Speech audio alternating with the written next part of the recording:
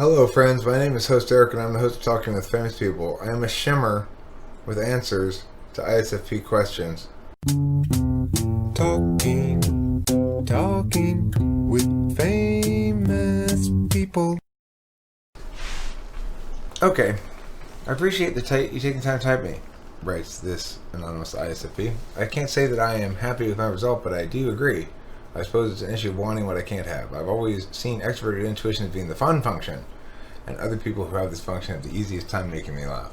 So we'd be an INFP. Extroverted intuition is fun. But hey, introverted feeling's fun too, I'm sure. Is there any way for me to be more assertive? I'm not really sure a lack of assertiveness necessarily goes with ISFP inherently, but it makes some sense, I guess. You say you feel like you're predictable and therefore taken advantage of, and you don't understand how to argue, and in the event that you're confronted by someone, I freeze up and become inaudible. And I feel that I'm perceived as dumb and wish to take my time and come to a conclusion. I want to be entirely reasonable. Well, that's part of the bullshit bias of intelligence as it's understood. The most intelligent choice is the wisest one. But the person that's perceived as most intelligent is not necessarily making the best choice. And what produces the perception of others being intelligent, of you being intelligent, versus actual intelligence functionally for yourself are two very different things.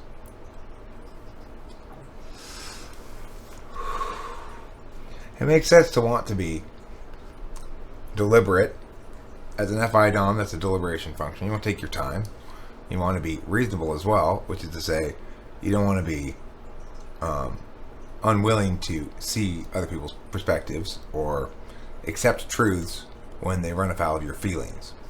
And in fact, you demonstrate here the capacity to do that. And this is in one of the significant ways in which ISFPs differ from ESFPs. I can't say I'm happy with the result, but I do agree. And it's because the feelings are an absolute value, but the introverted intuition is also an absolute value. With ESFPs, the extroverted sensing is an absolute value, and the extroverted thinking is an absolute value. So one of the best ways to address a weakness is to be direct about it. So if in fact you have an issue with ideation on the fly and you feel like it gets you into a difficult situation, then explicitly state that. Very few people will choose to take advantage of an expressed vulnerability, either because they're not bad people or because they'll think it's bait and a trap of some sort. Simply begin by saying, look, I'm not good at arguing and stuff, but I'm not feeling this right now, and I'm going to withdraw for a while and approach it again in a little bit. Something like that, you know. Like ISTPs, what they do, they just simply look at you when you ask them a question that surprises them or something. They turn around, they walk away for a little while, think, and come back, and then resume as though nothing had happened. It's weird. Talents, are we creative? Yes. Do you have any specific intellectual capabilities? Yes, but I don't know how to articulate them exactly. I mean, you have NIFI. It's only really meaningfully manifest as NIFI in ISFP, because in ESFP they're instrumental values. In INTJ, the F's below the T. ENTJ. And ENTJ is instrumental as well. You have a unique capacity to express singularly aspects of the human soul that are hugely significant, but they require both NI and FI. So ultimately, the ISFP want to render a great vision of some sort. They worry that they don't have a lot of visions. You don't need a lot of visions. You want to render a singular great vision. You probably won't be Captain Hilarity. Annie does seem to link to humor to me.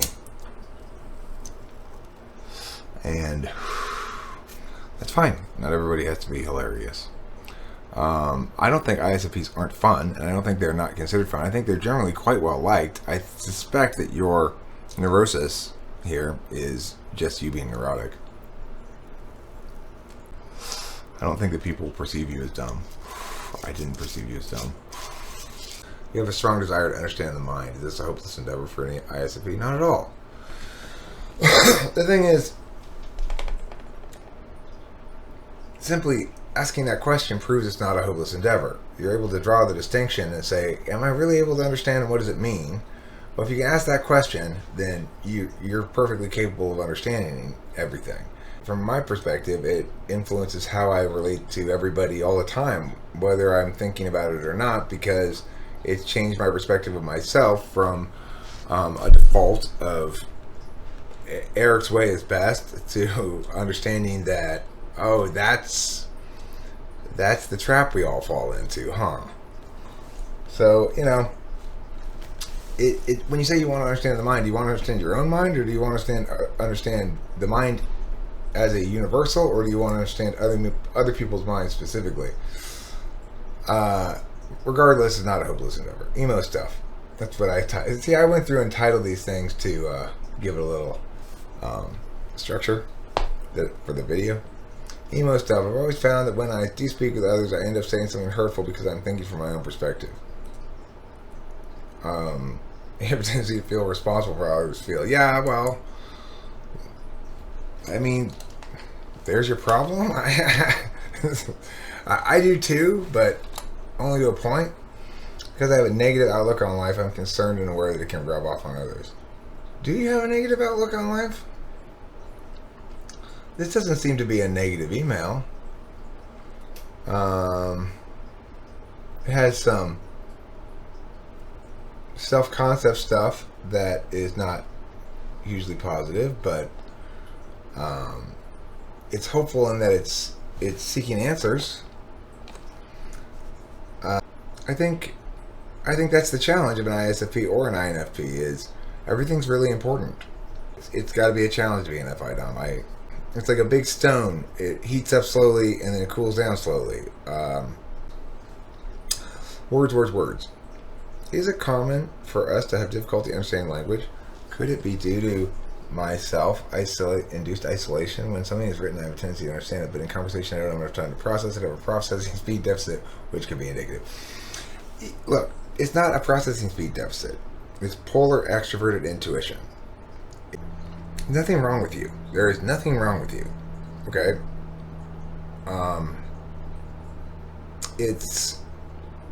It's really interesting the way people interact with language so differently from one another, and yet it's all okay. Introverted intuition has the idea, then tries to express it. So when your introverted intuition is third slot and selfish in that regard, you're really not designed to express a lot of ideation about that NI truth, or reduce it or explain it particularly well. And let's look at the section called Tender Loving Dues. What should I be looking for in a relationship? Personally, I don't necessarily want to be in a relationship unless they are accepting of how odd I am. Hope that they can understand my troubled auditory gland. And I need to just walk away from certain situations that provoke. I mean, look, here I am, I'm 49 years old, and I'm in my first healthy relationship. This is what I can tell you that's different about this relationship than others. In this relationship, we're both very careful with our words and how we talk to each other. We both are actively affirming each other regularly. We have essentially zero conflict. Like, none. Like, we don't fight at all. both Rachel and I default to being the person who gets in trouble. Maybe that's a good thing, to be the person who thinks they're going to be getting in trouble. If you get another person who thinks they're going to be getting in trouble and you both realize that you're not going to try to get each other in trouble, that's pretty nice. It's not just ISFPs, it's not just you, it's everybody who has trouble getting into a good relationship. It's hard to find the right person, and the right person may be very specific. Rachel needed everything I could provide, wants nothing I can't. It's just a lot of random shit that makes us fit together perfectly. It almost feels like luck. I took an IQ test the other day. The men's IQ test got 107 on it. My IQ is 107. Most people would think that my IQ is probably higher than that, based on the fact that how I talk and argue and stuff like that. So it is the case that people overweight language when evaluating intelligence.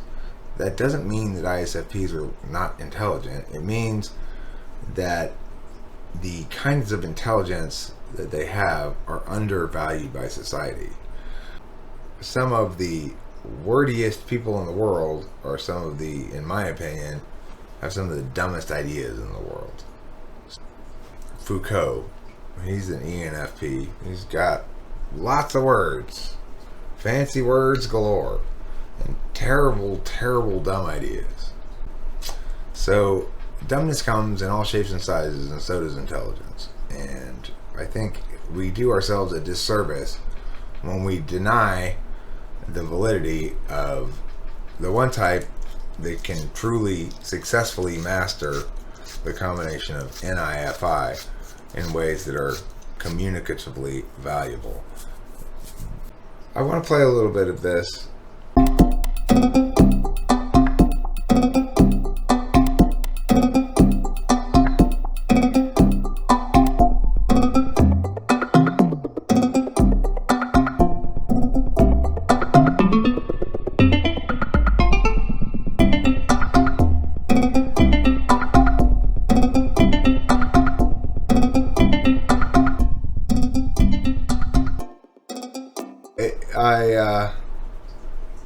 It's very nice. I can almost say the most positive things I'd say about it are all the not negative things I'd say about it. Like, it's not too NI. It's not too NE. It's not trying too hard, and it's not trying too little. It's melodic without being derivative or candy coated. It sort of conveys a feeling of happy workshop, making progress on something. I like it a lot. I'd use it as background music for sure, for something, you know? I like it. So, can ISFPs be creative? Yeah. Who's the intelligent one here? You know, it's like the notion you had for changing and improving your working situation with a low-tech solution that made everybody's job a lot less stressful on people's bodies is why, I mean, it's like it's the most intelligent thing anybody's done there for a while, I'm sure. So, you know, have faith in yourself, ISFPs. Everybody likes you. Remember that. Unlike ENTPs, everybody likes ISFPs. They don't necessarily feel the love, obviously, but they should, you know? Talking with famous people.